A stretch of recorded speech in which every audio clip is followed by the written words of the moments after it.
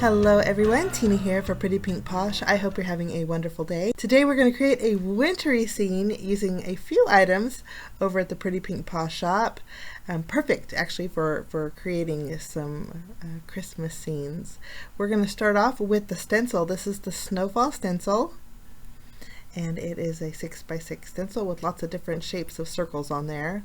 We're also going to be using the Village stamp set along with the coordinating die, and then the Village stamp set actually has an edition. So this is the Village edition stamp set with lots of fun images for scene building, and we're going to use that along with the coordinating dies. First, we're going to start off with our stenciling. This way we can give it a little time to dry. We're not going to use inks. We're going to use some glitz glitter gel. And I wanted to do something a little different, so we're bringing in some acetate, and we're going to do some stenciling on acetate with that glitz glitter gel. Now this is going to go directly in front of my card, so we need to trim this down. We need it to be the width of our card, which is 4¼ inches. And then I do want it to be 6 inches tall. Our A2 size card is 5½ inches, so we need that ½ inch extra on the very top so we could flip it around and adhere it to the front of our card base. Since we're doing stenciling, I don't want any of that glitz glitter gel on that ½ inch area on the very top, so we're going to mask that off. And I already have pixie spray behind our stencil, so we'll just tack that down over the front of our acetate. We need to stir up our glitz glitter. This is the white, guys. The white will dry opaque, and it also has that iridescent glitter to it, which is really sparkly and pretty. Perfect for snowfall. So that's what we're going to create, a sparkly snowfall background. We're just going to spread the glitz glitter gel all over our acetate piece. And once we have it nice and evenly spread, we can go ahead and remove our stencil and see the fun results. This does add dimension. My card today is going to be a 1-layer card, but it does have dimension, which is really nice. Let's remove our stencil and remove our little masking tape here, and you can see the result, how pretty this is. It doesn't take too long to dry, and I do want to clean off the edges, so I just run my hand along the edges and the bottom so we don't have any sharp glitz glitter gel that dried on those edges. I'm going to clean my work surface, and while that dries, we're going to go ahead and do a little bit of stamping. We are going to bring in our stamping positioner and some alcohol marker friendly cardstock. I have a magnet with my stamping positioner, and instead of using that magnet, I like to adhere with some my tape runner. I like to adhere my tape runner to the back side of my cardstock. It just makes it easier for me. I've had a lot of questions about that, so I just use my tape runner to adhere it. Now, the Village stamp set is one entire full piece, and we just want one of those storefronts that are in, the one in the center actually is the one we're going to use. We're going to place that on our panel, give a little bit more room for our other elements, and we're going to grab our Christmas wreath in the Village stamp set along with our little lamp post.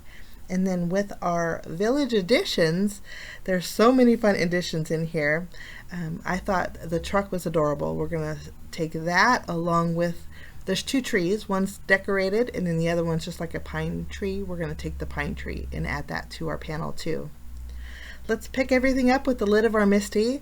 I like to use Memento Tuxedo Black ink for stamping my images when I color with alcohol markers, which I am coloring with my Copics. I did leave the coloring in. I speeded it quite a bit up just to shorten the video a little bit, but I did list the colors that I'm using up in the top right corner for you guys if you are interested. I'm playing some music, and then when I'm done coloring, I will catch you right back.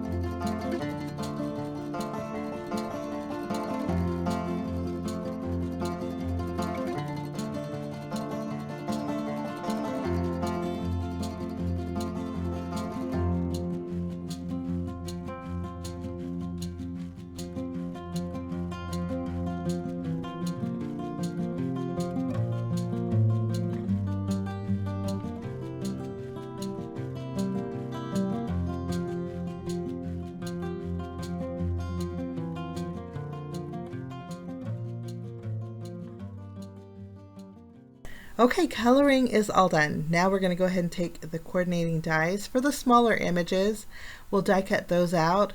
But for the village stamp set, there is a die that will cut out the entire village. I'm going to just fussy cut to the line, the house that we colored in.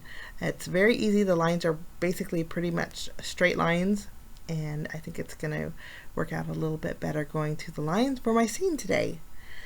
We're going to finish off trimming this out, and then we'll go ahead and pop out all of the images that we die cut here, just cleaning our work surface up a bit. And then whenever I do fussy cut to the line of my stamped image, so you'll notice sometimes when you fussy cut that there's some white areas from the cardstock behind it. To clean those up, use your black marker. I'm using a Memento marker, and just go around those edges. It really does clean up those edges and look really finished. I went ahead and adhered my wreath to my lamp post, and next we're going to go ahead and bring in our stencil. It's all nice and dry. It took probably about an hour to dry well. I would say 2 hours would be perfect. And I'm trying to show you the dimension that this has. Again, my card today is going to be one layer, but the snowfall on the acetate really is going to add a lot of dimension to and a little bit of a flurry to my card today. Now we're going to go ahead and take our scoreboard. I'm going to score at that 1/2 inch mark on the very top. You can see it scores nicely, and there are different weights of acetate. You could even use your packaging from your stamp set if you wanted to, guys. I'm using a pretty heavy weight, so I'm flipping it over and go ahead and score that once more on the reverse side.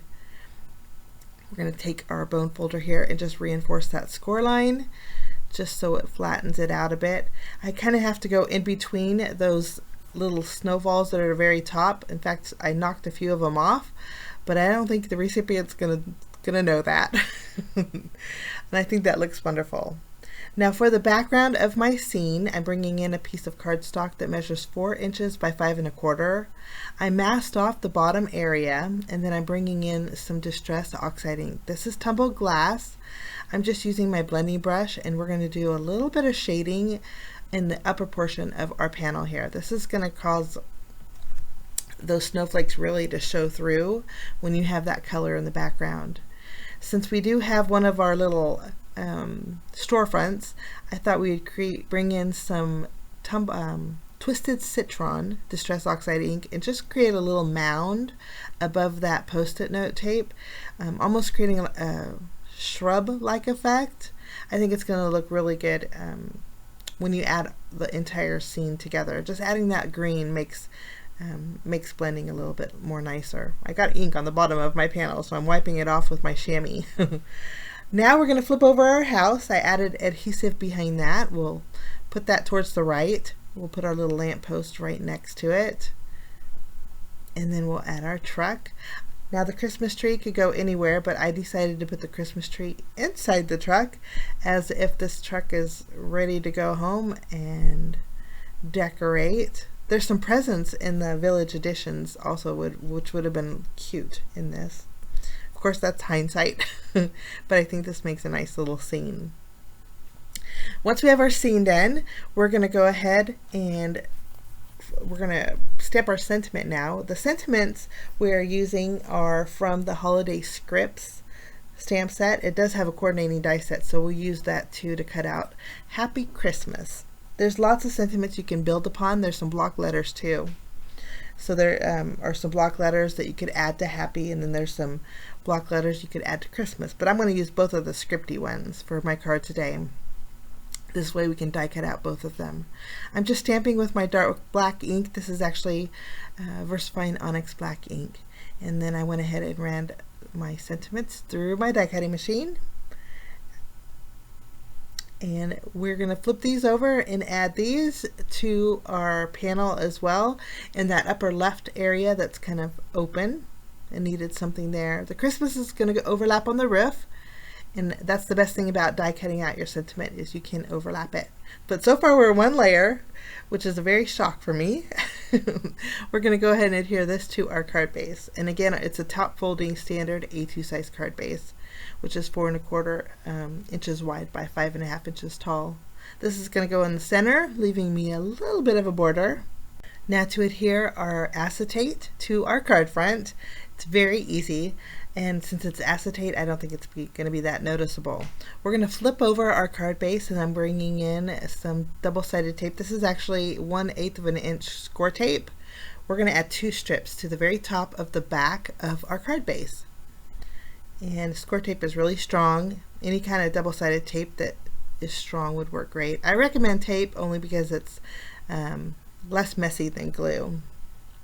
We're going to remove the release paper here, and then after we have the release paper removed, we're going to flip back over our acetate, line up the corners on the very bottom, and then make sure it's level on the bottom, and then just tack that back piece to that score tape. Now I'm going to bring in my bone folder once more and go over the crease because the acetate that I'm using wants to flip up, but no worries. I love the way this looks. I love the snowy fall effect and the fact that it's kind of free flowing. Now my acetate is still kind of bowing a little bit, so I'm going to bring in my tape runner and add a little adhesive to the very bottom. You won't be able to see it through the acetate, but it does help secure it so it doesn't keep flipping up. Now there is my 1-layer dimensional card, we'll call it. It fits perfectly in an A2 size envelope, and it doesn't add any extra bulk. And I think this creates a really fun scene. I hope you enjoyed my project today, guys. Everything that I use will be listed down below in the description area. But I enjoyed creating scenes, and I hope you enjoyed my card today. I wish you a lovely day. Thank you so much for joining me, and we will see you again next time. Bye-bye.